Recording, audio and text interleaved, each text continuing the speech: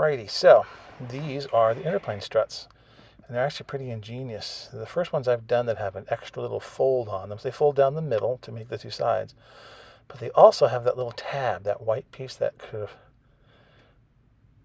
trapezoidal piece, and that gives you a little extra sort of, I don't know, purchase and a little thickness, and it actually makes the struts look a little more robustness to them. So what I did was I cut out a little piece of wire, in this case brass, very thin, and longer than the strut. There is a pattern on the plan. I tend to just do it by eye because you want to have them longer on each side, so they'll go into the slot in the paper. And you put a little super glue on the middle, and you drop this little piece down, and you just make sure it's sort of in the center of the strut, and then you just let it dry. And it dries very quickly. I find that if you use the zip kicker on these, things get brittle, and then when you try to fold things over, they're kind of weird. If you just let them dry like this, they seem to be a little better. Then you put some glue on that funny little tab, and then you put glue on the other side of the what makes one side of the strut. And all the struts are done this way. The cabanes are going to be this way too. But you then you fold over that little tab, that long skinny tab right there, and kind of push it down and sort of make it stick a little bit. And then you capture it when you fold over the opposite side, and you sort of squeeze it together. Sometimes you got to push on it a little bit to make it go in, like in that case. But once it kind of gets started, it'll sort of feed in very easily, very nicely. So you get that all in there real good. Squeeze it. All that white won't matter. That's going to be colored with marker or paint later. But then you got a nice strut with a piece of metal in it that makes it a little stronger, which I prefer. It's on the plans too, but some folks don't even do that, and their stuff works too. So anyway, there you go. You got a strut that's ready to go, and you do all the interplane struts the same way, except for, again, a little touch up here and there with a marker or paint. That's it. Now you go through, and these plans, this model really has nice markings. It shows where all of the struts go, which everything does, but it shows where rigging goes too. So I'm putting holes where each of the struts, the cabane struts and airplane struts, are going to go on the top and the bottom wing and on the fuselage, so that it's all ready to go. But again, this even has little dots where, like the flying wires on this one are going to be double flying wires, and it has two little dots showing where you're going to put those, which is kind of neat. So what I did was I put a little super glue onto each of one end, making sure it's, forward. I put the folded end forward, and the ragged end is the trailing edge, the piece that folds back and actually attaches. That way the front end is kind of clean looking. And you just pick the prettiest side so that it's out and make sure you got them. There is a sidedness, not a sidedness, but there's a direction to them, so they're going to be canted forward. And so when you put them on, you'll be able to tell what way that's supposed to go. What's the slanted top on each strut, which way it's going to lean. But you stick them on sort of with the super glue, sort of just to get a general idea. Look at the plan. They're not straight, you notice, but they're close enough for what we're going to do next, which is test fit it and try to get them in. Now, biplanes, I found, when I was little, I used to try to do the cabane struts first and do all this. It was a mess. I forget where I read it, but someone said, do the interplanes first. To me, it's counterintuitive, but it turns out much better. If you put those in, then you can put in the cabanes later. So all I'm doing here is testing, using the tweezers and carefully making sure all my holes fit, and they do. And what you can't see here is I also try to look and see, is it straight or relatively straight? Again, there's going to be an ability to sort of squish this around and rock it to make it right. So putting a little bit of glue, in this case, on two of the interplane struts. I try like one side at a time. Seems to work better for these because you can kind of get them in. You can see I place them, and in this case, by looking at the plans, they're supposed to be vertical, and they're supposed to cant considerably forward. There's a real rake on them on the real airplane. But you get those in, get them approximate, and then that way the glue grips. And once I get them in, I kind of force the wing back, the bottom wing back, and just kind of get it into an orientation where, approximately where it's supposed to be. Again, everything's going to get kind of pulled into place, especially when you put the cabane struts on there. But you want to get it relatively good and hold it there, make sure it dries. Definitely a little bit of zip kicker helps because then she's solid. Put in the other side, same way. Test fit them. Make sure they're going to look good.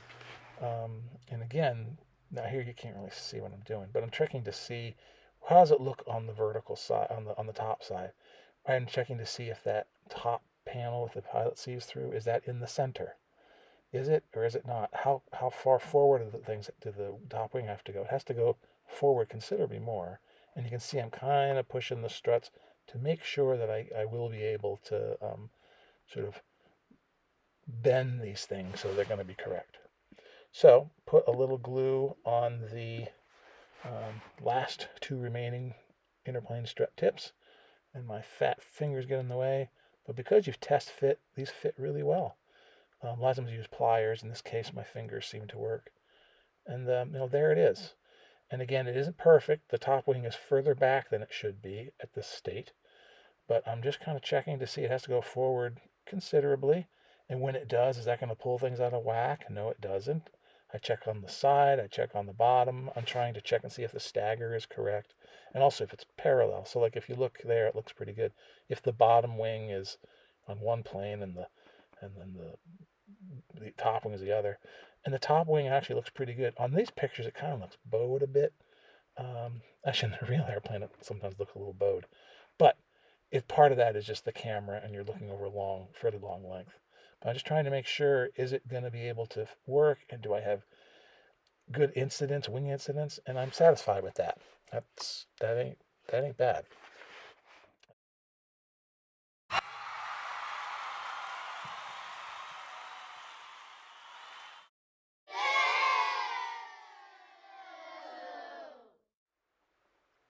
All right, so there's a cabane strut made the same way as the interplane. I'm pointing out that that's the end, that's the crummy end. And then the other end that's nice is the forward end. And there's my two little pieces of brass sticking out. And you basically are going to put a little glue on this. And again, I've test fit this just before. You can even see the other interplane or the other cabane struts already in. But this strengthens everything really well. Get this in. Now here's my bad camera work started. It's really terrible. I didn't place it right. Trust me, it works. You fit them into the hole, you push them down, a little zip kicker, and there it is. That's the best I could do. It didn't take long, and there it is all together. Okay, so we kind of fast forward. But it's strong as can be now. It's straight. It's got the right angle, the right stagger forward. It's canted the right way. It's really good. You can see as I try to sort of swing it around here. I can't wait to finish the ailerons on the bottom wing. It'll clean it up a lot. But now it really looks like a Camel. You can see it's straight over the cockpit. And I'm not gonna have to worry about it, I don't think. It looks pretty good. Going there, that's straight and looks good against the top wing. I'm not gonna have to worry about the fact that my top wing is incrementally skinnier in terms of its chord. All that horrible stuff that happened, I think we dodged a very large howitzer.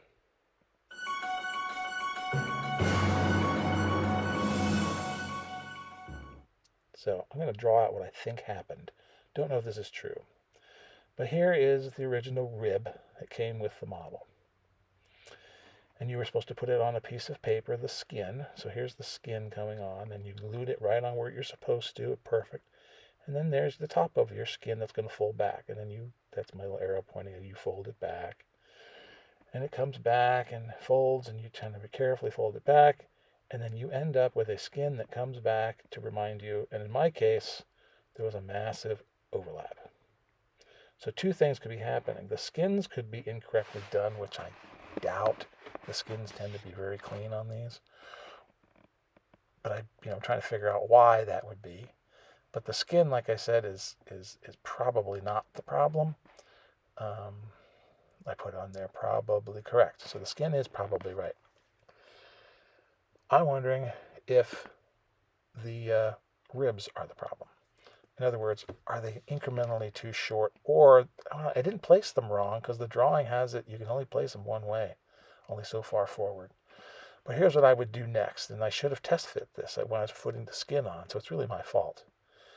But here's a new rib, and I'm wondering if I just would have put on 1/16 of an inch or so.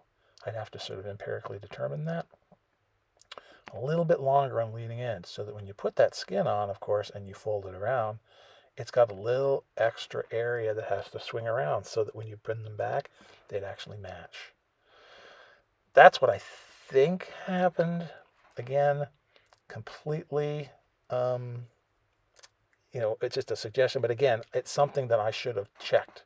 When I had that skin on, I should have folded it over. And when I saw that it wasn't fitting, I should have said, my rib is not far enough forward, or it's not long enough. It would have been an easy fix had I just done it.